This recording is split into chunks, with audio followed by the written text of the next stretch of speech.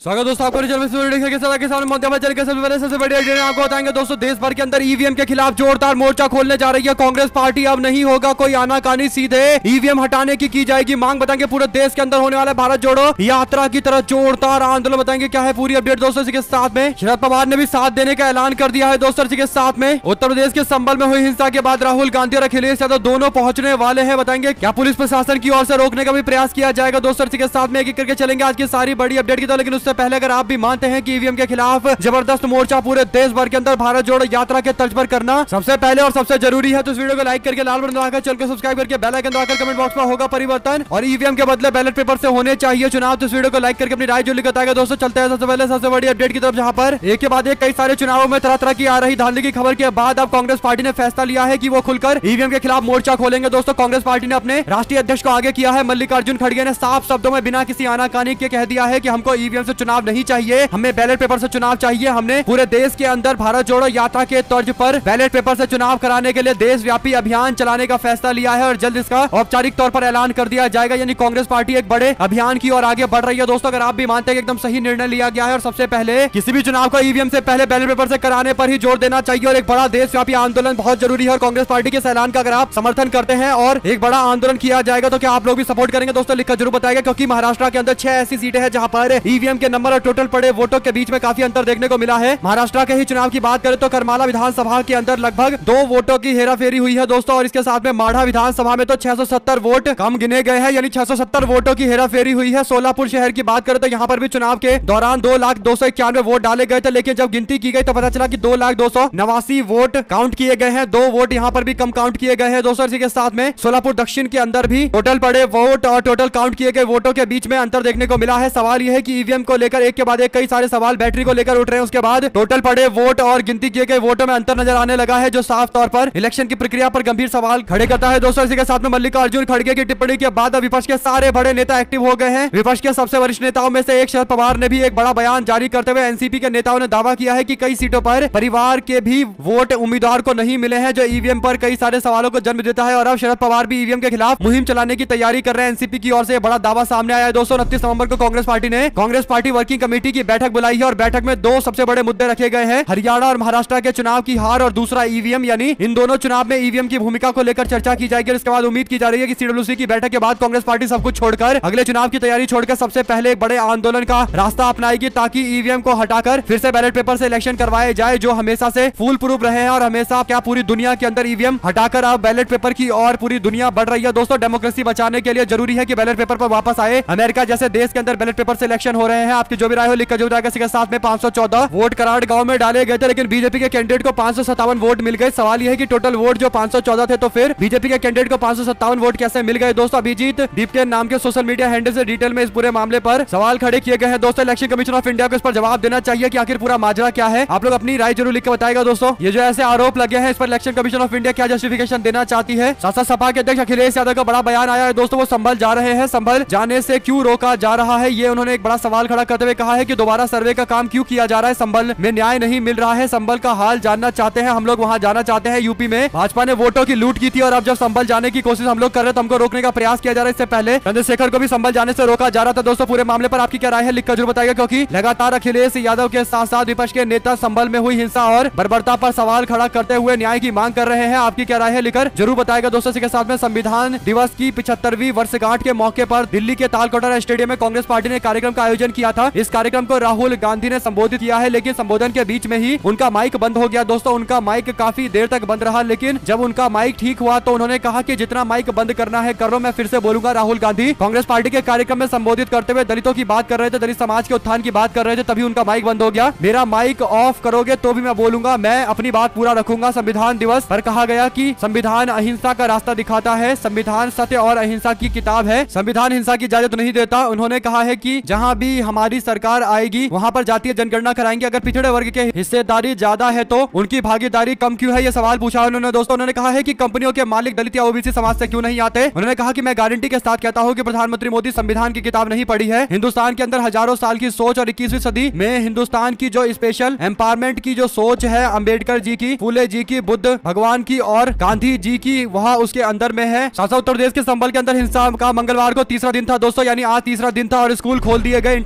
Internet हालांकि आज भी बंद रखा गया है। पूरे शहर में आरएएफ पुलिस फोर्स के साथ मार्च कर रही है। जामा मस्जिद जाने वाले भी रास्तों को बैरिकेडिंग्स के तहत बंद कर दिया गया है। हिंसा प्रभावित इलाके में अभी भी हालात सामान्य नहीं है। दोस्तों राहुल गांधी ने एक बड़ा ऐलान कर दिया है। उन्होंने कहा है कि वो पीड़ितों से मुलाकात करने के लिए जाएंगे। सहारनपुर के कांग्रेस पार्टी के सांसद इमरान मसूद ने दैनिक भास्कर से बात करते हुए इसकी पुष्टि की है। उन्होंने बताया है कि राहुल गांधी के आने की डेट अभी तय नहीं की गई है, लेकिन वो 2-3 दिनों में जरूर संभल की ओर आएंगे और पीड़ित परिवार के लोगों से मुलाकात करेंगे और जिनकी हत्या हुई थी उनके परिजनों से मुलाकात की जाएगी। दोस्तों कुल मिलाकर राहुल गांधी और अखिलेश यादव दोनों संभल जाना चाहते हैं और जिस तरीके की कानून व्यवस्था भारतीय जनता पार्टी की योगी सरकार में चल रही है और ऐसा लगता है कि लोगों की जान की कोई कीमत नहीं है। दोस्तों उस पर राहुल गांधी और अखिलेश यादव को जाकर दबाव बनाना चाहिए प्रशासन पर और सरकार पर कि जल्द से जल्द न्याय कराया जाए और इन्वेस्टिगेशन करके जितने भी हत्यारे उन सबको जेल के सलाखों के पीछे भेजना चाहिए और फांसी की सजा भी मिलनी चाहिए। साथ साथ बीजेपी और कांग्रेस पार्टी में सेंधमारी करने को लेकर अरविंद केजरीवाल ने अपने 11 कैंडिडेट के नाम घोषित कर दिए। 6 उम्मीदवार कांग्रेस पार्टी और बीजेपी से आए हुए नेता है, यानी आम आदमी पार्टी आने वाले दिल्ली के चुनाव को लेकर बड़ी तैयारी कर रही है। इसके तहत जो 11 कैंडिडेट घोषित किए गए उनमें 6 बाहर से आने वाले लोगों को टिकट देकर आम आदमी पार्टी ये मैसेज कांग्रेस पार्टी और बीजेपी के नेताओं को भेजना चाहती है कि अगर वो हमारे साथ में आएंगे यानी आम आदमी पार्टी के साथ में आएंगे तो फिर उनको विधानसभा चुनाव लड़ने का टिकट भी मिल सकता है। एक तरीके से एश्योरेंस देने की कोशिश की जा रही है। इसका मतलब विपक्ष की पार्टियों में और भगदड़ करवाने की कोशिश कर रहे हैं अरविंद केजरीवाल। क्या वो सफल हो पाएंगे, बड़ा सवाल है। 17 विधानसभा सीटों वाले दिल्ली के अंदर 23 फरवरी 2025 से पहले चुनाव करवाने हैं। 2020 में हुए चुनाव में आम आदमी पार्टी ने 62 और 2015 में 67 सीटें जीती थी। 3 बार 3 महीने पहले कैंडिडेट घोषित करने और बाहरियों को टिकट देने के पीछे अरविंद केजरीवाल की यही स्ट्रेटजी है। बीजेपी को उसी की चाल से मात देने की तैयारी चल रही है। दोस्तों सोर्स बताते हैं कि जल्दी टिकट देने और अपनों की जगह बाहरियों को तवज्जो देने का फैसला यूं ही नहीं लिया गया है। इसके पीछे अरविंद केजरीवाल 3 बड़े मास्टर प्लान के साथ आगे बढ़ रहे हैं। एक तो दूसरे पार्टी के लोगों को रिझाना है, दूसरा ये कि विधायकों के टिकट काटकर एंटी इनकम्बेंसी को खत्म करना है और इसके बाद की चुनाव से पहले अरविंद केजरीवाल को एक लीडर के तौर पर स्थापित भी करना है। आप लोगों की क्या राय है दोस्तों, लिखकर जरूर बताएगा। इसी के साथ में शंभू बॉर्डर पर किसानों के आंदोलन को लेकर बड़ी अपडेट है। पुलिस ने द्वारा दीवार को हटाने की कोशिश करनी शुरू कर दी है। क्या सरकार किसान आंदोलन 2 को कुचलने की तैयारी कर रही है? सोशल मीडिया पर वीडियो शेयर करते हुए कई सारे दावे किए गए हैं। रात 2:45 पर खनौरी बॉर्डर में किसान नेता जगजीत सिंह डल्लेवाल को उठाकर ले जाया गया है। दोस्तों उनको हिरासत में लिया गया है। क्या हरियाणा की भाजपा जानबूझकर ऐसा कर रही है ताकि किसानों के आंदोलन को और बड़ा ना होने दिया जाए? संविधान दिवस के मौके पर किसान एक बड़ा मार्च कर सकते थे और आने वाले दिनों के अंदर एक बड़े आंदोलन की धमकी भी दी गई है। दोस्तों 26 तारीख से लेकर 6 दिसंबर तक का 10 दिनों का टाइम दिया गया। उसके बाद फिर किसान एक बड़ा आंदोलन दिल्ली की ओर रुख कर सकते हैं। साथ साथ शिंदे गुट के सांसदों ने प्रधानमंत्री मोदी से मिलने का वक्त मांगा। एकनाथ शिंदे को सीएम रखने की मांग की गई। हालांकि लगता नहीं है कि भारतीय जनता पार्टी 132 सीटें जीतने के बाद ऐसा कुछ करेगी, लेकिन सवाल यह है कि अगर शिंदे गुट के सांसदों को अपने नेता शिंदे को ही मुख्यमंत्री बनवाना है तो फिर उनको शरद पवार से मुलाकात करनी चाहिए, जिनके पास इंडिया गठबंधन की 50 सीटें हैं और शिंदे को साथ में आकर अजित पवार को भी अपने साथ लेकर उनको भी 2.5 साल मुख्यमंत्री बनाना चाहिए और इंडिया अलायंस का समर्थन लेना चाहिए। तभी जाकर सरकार बनेगी और भाजपा को सत्ता से दूर रखा जा सकता है। ये एक स्ट्रेटजी है जिस पर काम करने की जरूरत है। दोस्तों अगर शिंदे गुट वाकई मुख्यमंत्री अपने नेता को बनाना चाहता है, आपकी क्या राय है लिखकर जरूर बताएगा। हमारे साथ लगातार जुड़े रहने के लिए आप सभी दोस्तों, भाइयों, बहनों, मित्रों का बहुत बहुत धन्यवाद। दोस्तों देख रहे थे आपका अपना चैनल जय हिंद जय भारत। ज्यादा से ज्यादा वीडियो को शेयर कीजिएगा ताकि पल पल की सारी बड़ी अपडेट आप लोगों तक लगातार पहुंचती रहे। जुड़े रहेंगे सभी दोस्तों, भाइयों, बहनों, मित्रों का बहुत बहुत धन्यवाद। दोस्तों देख रहे थे आपका चैनल जय हिंद जय भारत।